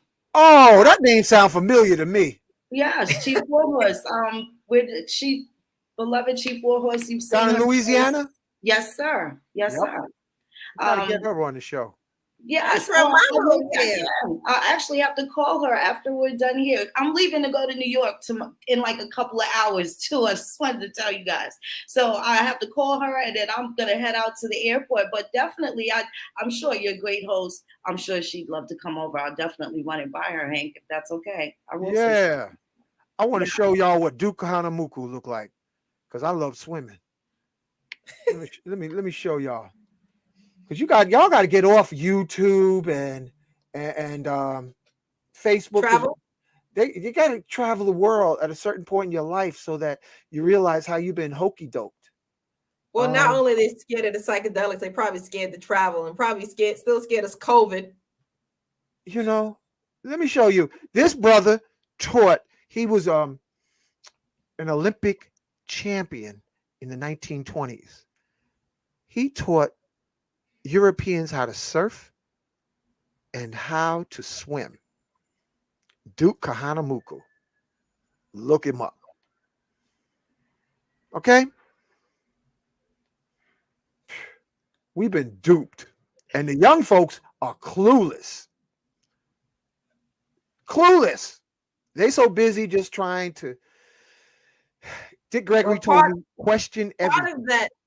part of that is the adults' fault, I think, because we send them off to these schools and we're really not taking the time to educate our children properly. But then that's because I guess it happened to us. But once you hear these type of interviews and these talks, now you know better. Now you know you can go to this website, you can reach out, you can unite. So what's really the excuse now? Well, I can tell you my personal experience from running away from school because I didn't want to hear the indoctrination story, and the truant officer returning me back. The slave master coming to bring me back and make sure I get the rest of the lesson of this, awful indoctrination where they never cleared up the fact that Alex Haley was charged with plagiarism. See, they gave us these stories, but not the details of it. You know what I'm saying? Mm-hmm. And we kind of have those things embedded, and then it's been transferred. So as far as I know, there's been a plethora of people, especially of people of color, that have been surrounded by people that have misinformed them. When the living historian is actually the elder in the family. Exactly. They had us on a rat race also, chasing our tails, trying to just put food on the table and keep a roof over, our heads and stuff. So there's definitely, been a disconnect when how people communicate with these children. And then they went to go get information from other people. And, they haven't always got the best sources. So, and I think mandatory that they know who they are, and it's difficult for some people. Now, I don't suggest DNA ever, except in the instance where people may be adopted or have to, establish a paternal relationship or even a maternal relationship for somebody that was adopted, and you can find your family members that way. That would probably be the only reason why I would utilize that. But other than that, the records are here and they're available. And they're available in every country. So even if you're first generation born Ghanaian or Nigerian, they have documentation, they have records. And if this doesn't become something that all oppressed people in the world do, they'll never be able to take their land back or get it back because they're not in the right capacity to claim it. Now look at this. This is a brother, 1800s in Hawaii. He's the original surfer. You see that afro on him, y'all? We everywhere. Damn it. We are everywhere. We everywhere. I just got a question. So when you're tracing someone's genealogy, you're not doing blood tests like ancestor.com? How interesting. No, ma'am. They said that the blood tests are for entertainment purposes only. So I really didn't put any stock in that. And I know as far as DNA is concerned, they didn't test everybody dead, and they don't test everybody alive. So and then there's also indicating that there's no American prototype. So they're basically saying somebody's from everywhere else in the world, but no one was from here. Because they don't want you to know. Right. They don't want you to know. Right. And then even to indicate, that, well, a lot of Black Americans all resemble West Africans. And I'm like, well, there's different parts of Africa. How come they don't never come from the portion where you have people dark as Wesley Snipes, like Egypt and Eritrea and Ethiopia, where when they come to the United States, they're considered free white people? Where'd those populations of people go? They just took people from West Africa? Well, I can answer what happened. In 1816, the American Colonization Society and the United States purchased that land in the western tier of Africa, created Liberia, they created Sierra Leone, and pretty much most of the Gold Coast as well. And a lot of people don't know that. I didn't know that. Shoot. Yes, if you read the 1847 Liberia Declaration of Independence, they say that they're originally inhabitants of the Americas, and other people of various colors came into our country. They enslaved us. We couldn't vote. We couldn't do this. Yeah. You see Charles Taylor from Blood Diamond. Did it dawn on anybody why he had an American last name? Charles Taylor. That doesn't sound like the typical African name. Prince Johnson. They were planted there. Harriet Tubman's family has land in Liberia. All of these states participated. States that you wouldn't even think of, even northern states, Rhode Island, New York, Connecticut, New York, Pennsylvania, New Jersey, Kentucky, Indiana, Georgia, Mississippi, Louisiana. They actually had colonies there. In the 1830s, 1822, from Maryland, Fells Point, Maryland, and Baltimore, they took slaves from there and took them to Liberia, where they created Maryland over Liberia. American Colonization Society. And their doors will open, offering people a free trip to Africa from 1816 to 1964. 1964, when the American Negro was able to vote. They closed the doors. Their last ditch effort ended up in plunder with Marcus Garvey, and a lot of people aren't aware of that. Marcus Garvey tried to charge people for a free trip to Liberia that was already sponsored with money that was allocated since 1816. So his idea to go to Liberia was part of the American Colonization Society. And he worked directly with Walter Plecker. I'm not sure if you guys are familiar with him, but that's who stole our IDs in the 1912s, from 1912 to 1946 out of Virginia. And they happened to catch him with his hand in a cookie jar. And it's in congressional records that, these families that he terrorized. And if there's 50 names on the list, I'm related to 48 of them. Those are all my clans that I descend from. Wow. So the damage has been, there's kind of a way for everybody. We've also written a 75 to 80 page manifesto. We didn't leave anybody out. Even the people that don't know this information, whenever they figure it out, there's a door. You can go right back home. Go right back to grandma's house. So go right back to grandma's house. See, this is showing you we everywhere. This is an old Hawaiian picture. Look at that. That ain't what you see in those 1960s and 70s movies. Gone surfing USA. Get out of here. That's Y'all right. see that? We've been duped. We've been duped. And you think you don't need psychedelics? You are out of your rabbit ass colonized mind. You know what's so funny? By the way, I recently did Bufo, which is another psychedelic. Celestine probably knows about it. That's Cherokee origins. The medicine Bufo. So it just so happens that when I attended the ceremony, I found out that some of the people who received this particular medicine went back to speaking a language that they were never able to speak before. And it happened to be a native language. And it was like, but it wasn't everybody speaking the same language because we're not all from the same tribe. So when I first heard that, I was like, well, why aren't they all speaking the same? I'm thinking, aren't we all the same?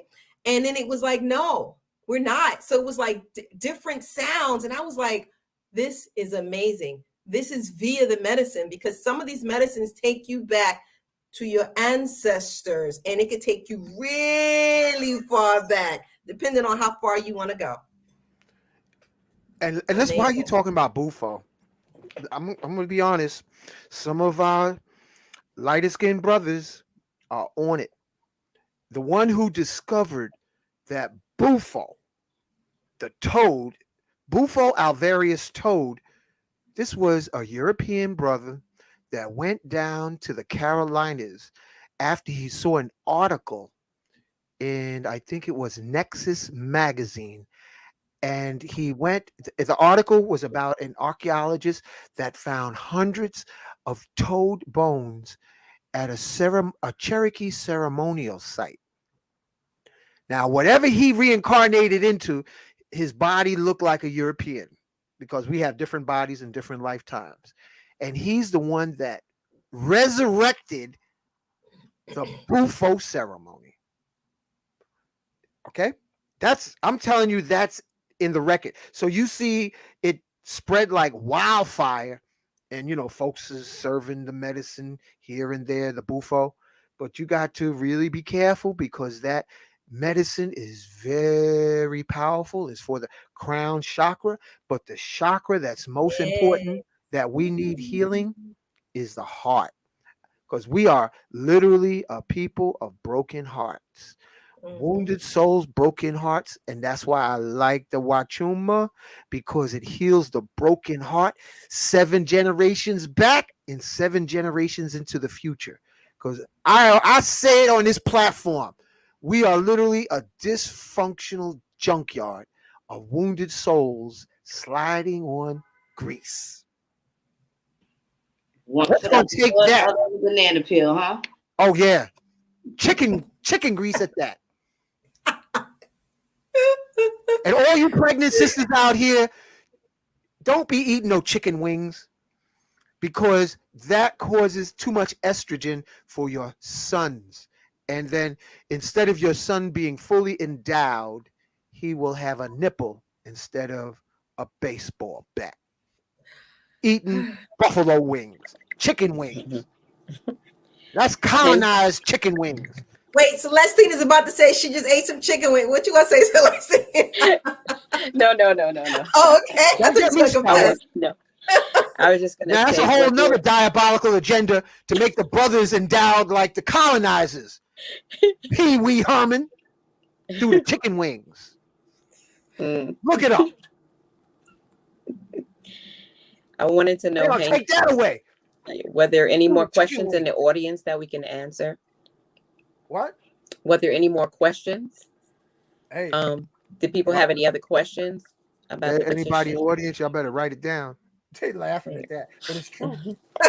They laughing, so I guess when they laughing at that chicken.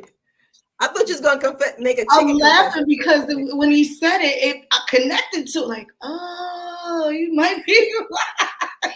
Yeah. Listen, I'm gonna tell you. What we're eating. That's right. The Get in that steroids. beef. This is fact. That beef. Steroids, they go into the chicken wings because they're trying to get the hell away from the person jabbing them.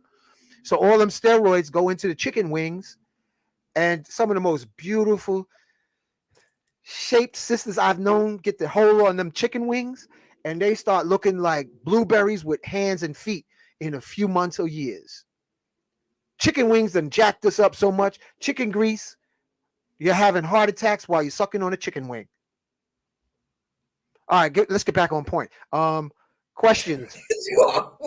Y'all triggered me. I don't know how y'all took me out there. The conversation would just be like going left. You'd be like, wait, what? All right. Let's get off the buffalo wings and get back to any pertinent questions regarding our indigenous status, family. Chicken grease at that, yeah. They're still laughing in the audience. We'll give them a second. Shoot. That's why it's important. Testosterone's at a 50-year low. Okay, I'm gonna start talking like this because. I have a question. If someone has like a younger child or maybe even a teenager, do you know any authors who've written books that are suitable to guide those children to educate them on ancestry and history, American Indians? I would say the books is probably where people need to stay out of because when it's time to go back to the books, they'll know what books to look for because they have their families in it. Oh, wow. That's good information. To have conversations with your daughter about your mother, your grandmother, your memories. That's how it gets recorded. If we go 2 generations, just 36 years, and I don't tell my granddaughter anything about my mother and father, it's lost. It's gone. It's gone. So you mean all those album books that we used to have that nobody has anymore may come in handy? Nobody has album books anymore. Everything is digital. The elders, whatever history, artifacts, memorabilia, heirlooms, things that they have. Where did they live? Do you remember different dishes? All of those things kind of tie us back. The wives' tales, all of those things are part of our culture. The things that we kind of thought was weird, don't open an umbrella in my house. Just give me that broom. Don't sweep my feet. You know how they used to do. Yeah. Just those things are still a part of our culture. Fish and grits. I'm the Chickahominy people. Grits came from our portion of Virginia from our tribe, right? So if I don't claim that, then it looks like it goes back to somewhere else where it doesn't belong. So that's how you bring things back to your uniqueness, and that's something that's unique. So we have a thing where we call it Operation Cornbread. We go back and collect all of the herbs that they said came from somewhere else. We bring back those staples there because those are part of our narrative. They're inclusive in our narrative, and they've separated us from that in order to perpetuate the lie. If you tell Corn. us that all the foods are from Africa, we're not going to associate the grits being the Chickahominy people. Hominy grits, oh, that's me. Right. Would never be able to associate that. Corns, beans, and squash. Corn, No, that big corn that we eat at Wachuma. That corn, you can tell. Ooh, You I can like tell that corn. That corn after the Wachuma ceremony, the corn is like big, humongous thick kernels. And it's just about giving people their props, because it wound up turning into something else. Again, like I'll give a perfect example: fufu. Delicious dish, West African dish, but the ingredient, it's not an African dish. It's just prepared by West Africans. The cassava is from the Americas, and so is the plantain. So how is it an African dish? The tomato is indigenous to the Americas. What Italian, little sweet old Italian lady made up Francesco Rinaldi? Bring it back home. Bring it back home. You gotta be careful with them grits nowadays, because I think just like beer, GMO corn grits. GMO corn, that'll shrink up your yoki. They're trying to take away testosterone from men, so they're making GMO foods for the purpose of depopulation. The beer that people drink now, it has something called hops. So if y'all drinking Heineken and Budweiser, it gives you a pot belly because it reduces your testosterone. But if you want to really have original indigenous beer, what you do is you make your own, and you go, because back in the day, all over the world, the sisters wanted the brothers to go drink herbal beer, so they come home and ream the wives and girlfriends to sunup. Okay, so if you want to do some natural beer, make it from maca root and let it ferment. Check with our Caribbean brothers, because they know how to make up that tonic. All right, because they call it strong back, right? Yeah, stiff cock, strong back, all kinds of herbs. Monkey ladder devil doer, granny back, locust bark, steel drops. Shoot, I got them herbs ground up sitting there in the kitchen. Ali, all of that, huh? Yeah, that's all for your testosterone, because the beer you drinking up here, it takes away men's nature, and then they're wondering why women are running amok, because there's not enough testosterone around. That's part of the colonization. It's part of the colonization. So, for us to sit here, we got to think outside the box. You're not going to learn this at church. You're not going to learn this reading the newspaper, because they don't want you. They don't want you to. But you can get some maca beer and question everything. You can get some, go to your herbal store, get some. While you're listening to you got to listen to this show more than once, because Celestine was dropping information. I couldn't even read everything she'd said, because I got to listen to that again, because she was reading it, and I want to listen to that. Aaron Moses said he a corn liquor. That's a whole nother subject. But getting back to listen to this show again, so you can hear what Celestine said, what Phoenix Moon said. Listen close, because you've been hypnotized with the hokey doke. So it takes repetition, so that you realize you're already home, and then you have to act on it, polarize, organize. This is pure multi-generational evil that has been perpetuated on us. So I am thankful you're on the platform, Celestine. Do you have any messages for the folks listening now and in the future? I would say to them, get to know your genealogy. You can do your genealogy first by speaking to your family members, your grandparents, if they're still alive, your aunties, uncles, great aunts, and so forth. Find out, get, start to build your, do your investigation. Find out the questions that you want to know, the people in your family's name, when they were born, and then you can start to do your own family tree. You can plug your, you can do a free tree on familysearch.org, or you can do a paid one on ancestry.com. And remember, genealogy is going through the actual paperwork records, not the DNA. It is about census records, birth and death records, war records, property tax records, and marriage records, and so forth. There might already be somebody in your family that's doing the genealogy, so you can find out who that is. And once you've gathered the information, and it's not an overnight process, it's a lifelong. I mean, Phoenix has been doing it for 30 years. I've only been doing it for 3 years. So it's a process, and leave a legacy for your family, for your children, especially, so you can set up the next 7 generations. Let them identify as who their people were. If they were Americans, American Indians, then if your mother was an American Indian, your grandmother was an American Indian, and your great grandmother was an American Indian, then you're what? An American Indian. So that's where you can start.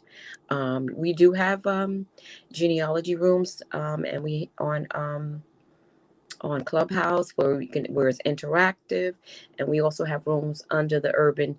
You should follow us on all the Urban Indian Heritage Society platforms. We're on Instagram, we're on Facebook, we're on Clubhouse, and we talk about genealogy. Right now, we're talking about the petition, but no matter what room we're in, genealogy always comes up no matter what. I found cousins just by talking about genealogy on Clubhouse. And so those are things that you can start to do. Gather the pictures. I have pictures. I mean, my mom, she took a lot of pictures.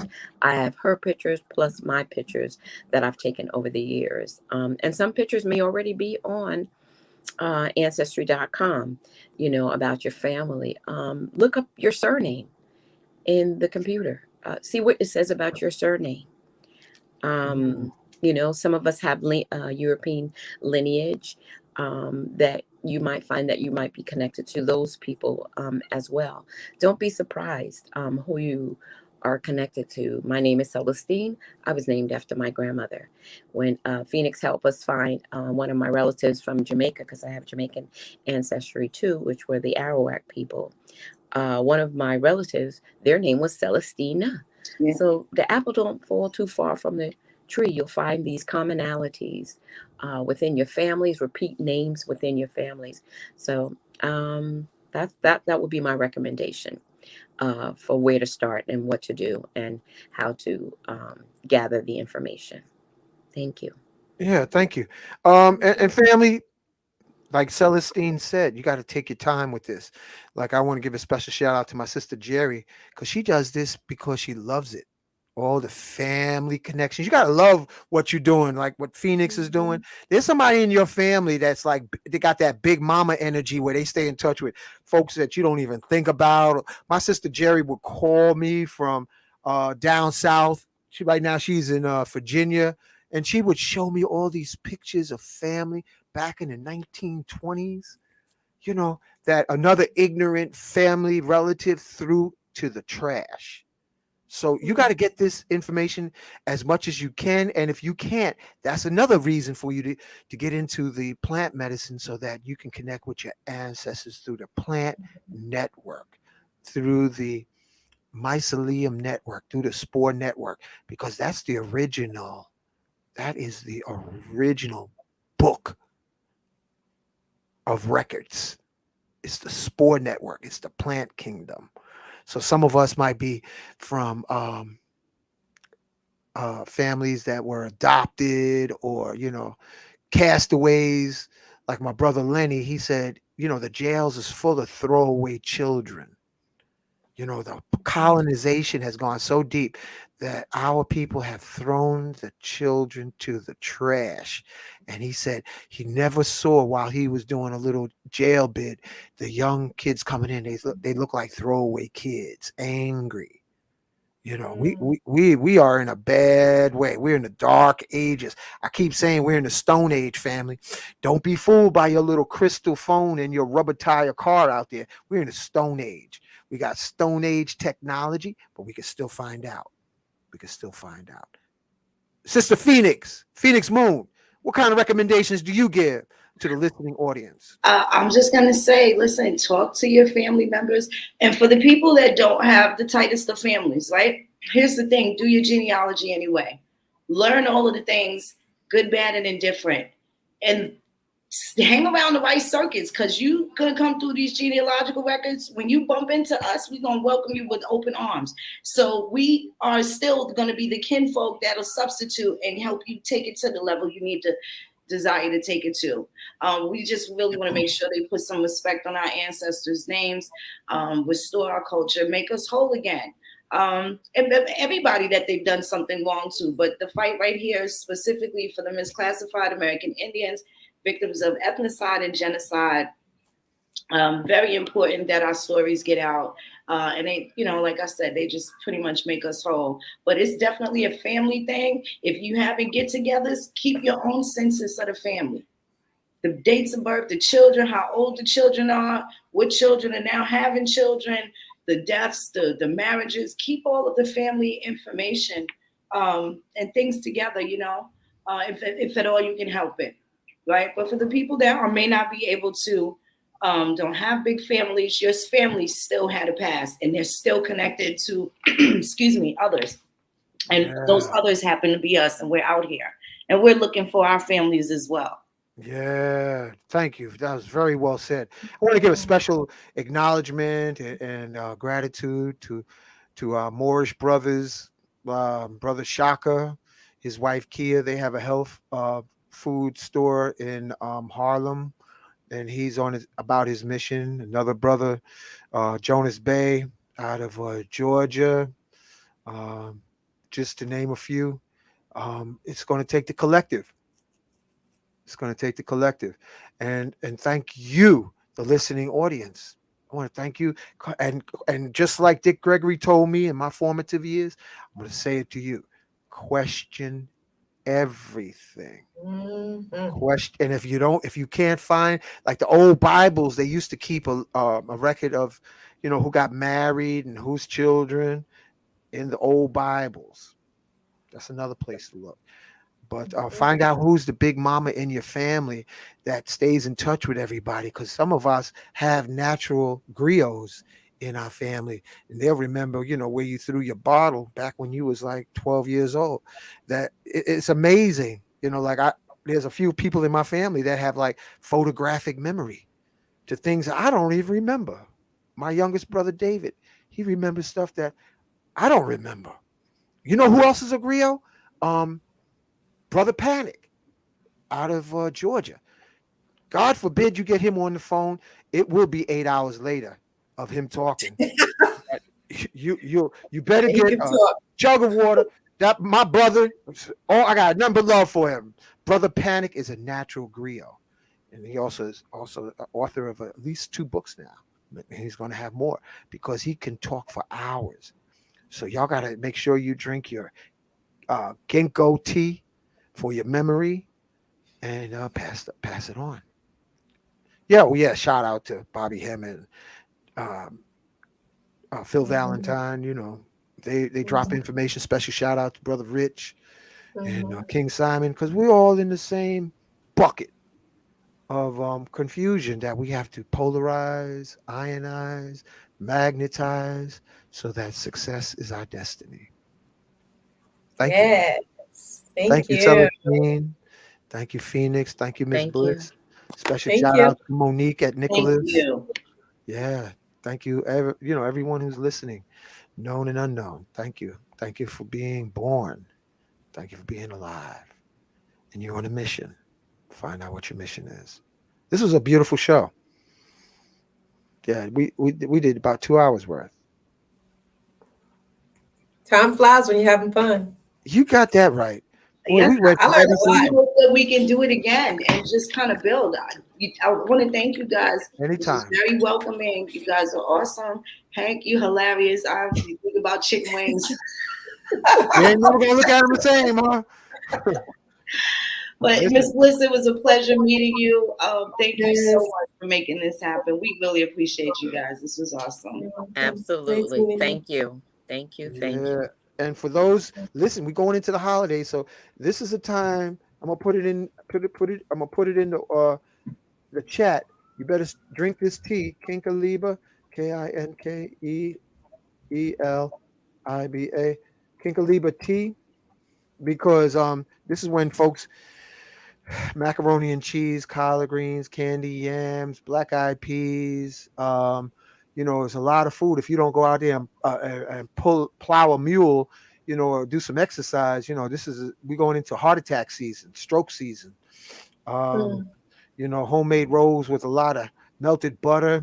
You make sure you drink your lemon and water in the morning. Uh, you know, I had Uncle Mansion down, my mom's great uncles and aunties. Viola, Aunt B lived on 715 Rolfe Street in Hampton. I had Uncle Mansion. He lived in Newport News. He was 94 and still climbing trees and cutting wood. We got good genes if we take care of ourselves, family. We're going into the holidays. So I want to make sure that stay healthy and move forward. And you more than welcome. Celestine, let me know. Phoenix, let us know when you want to um, come back on, because Thank the you. repetition is important. And I like the way you did that, Phoenix, with the screen. Maybe come back and share some pictures, Yes, to absolutely. inspire folks to Yeah, some updates on like what you guys are doing. Any, if you're struggling, let us know. If you need our help, you need our vote. If you're successful, still let us know, because we want to see the progress. Photos of the land. If you're growing anything, whatever. yeah. Yeah. Yeah, we do Thank have you so people in the much. collective, including myself, Davita, she's in the audience, cousin Davita, and some of the other people. We do grow in our homes. I'm in New York. I grow on my fire escape. Davita, she's in Atlanta. She grows in her front yard or vestibule, whatever. And so we definitely believe in growing food and eating healthy food that has seeds, stuff that can support our nutrition, and so that we can get all the minerals and things that our body needs. Davita has even um, taught youngins how to grow, from seed to table, basically. So Mhm. yes, we're definitely doing some things behind the scene that we didn't get a chance to talk about, but we definitely appreciate this platform and being on here. Peace. Yeah, Yeah, a yeah, little gardening class, huh? Okay. yeah. I'm going to share something magnetically speaking. Um, get yourself a pair of magnets. It looks like a 4x6 inch magnet.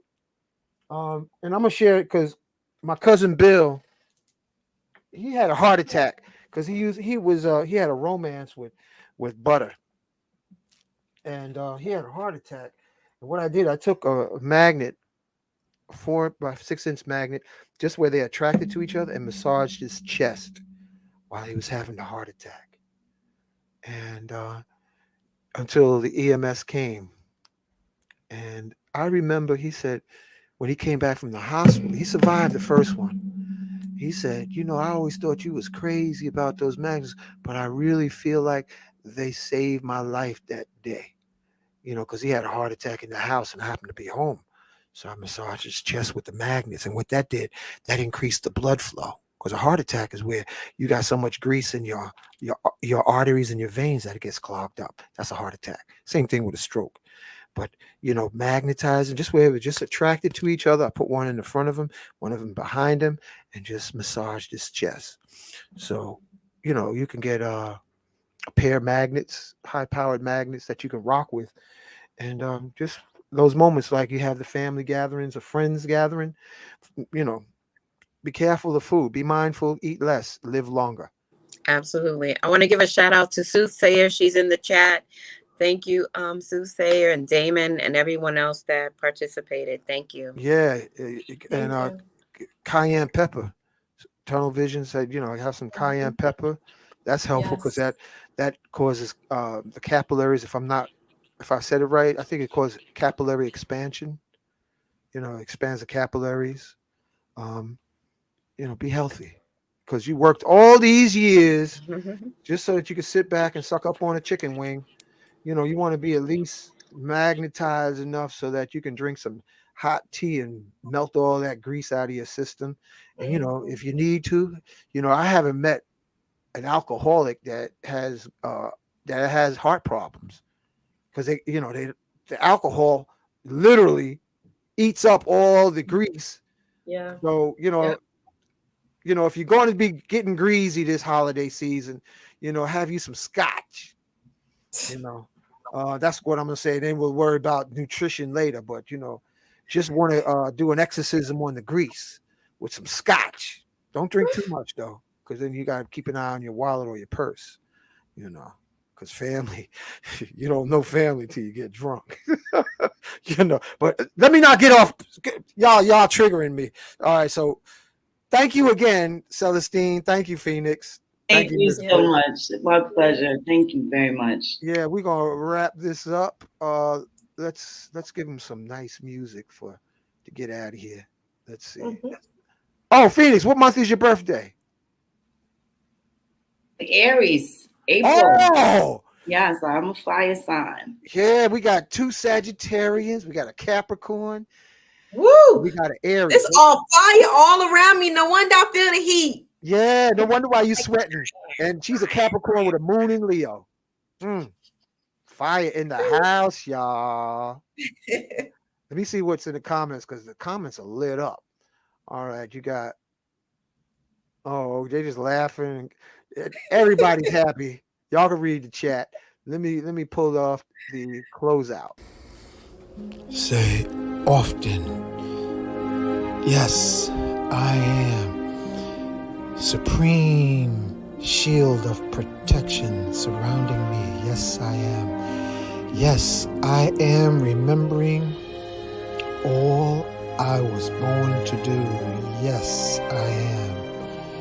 Take hold of your crystal, which will magnify your I am affirmations at least 600%.